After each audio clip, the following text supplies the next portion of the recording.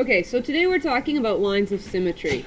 And we just said lines of symmetry are created when we think about splitting something in half. We've talked how both halves have to be equal, but the half doesn't just have to be like one direction. It could be split many different ways. So for example, in the case of a square, we found 4 different lines of symmetry.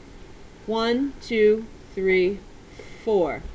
And the other thing that we talked about is, let's say in the case of a square again, if we have a square and we don't split it in half, let's say we just split it here, this would not be a line of symmetry because it's not in half. It has to be in one of the halves. So I can't just make a little teeny line over here and say, there, that's a line of symmetry because I split things in 2. It has to be split in half for it to be a line of symmetry. And if a shape can be split in half in at least one direction, okay, we know a square fits that. If a shape can be split in half in at least one direction, it is called symmetric. Symmetric.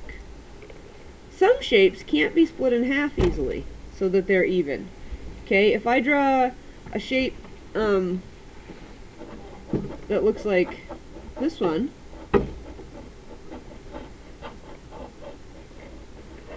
alright, this is going to be a hard shape to split in half easily and equally. Okay, so this would not be a symmetric shape.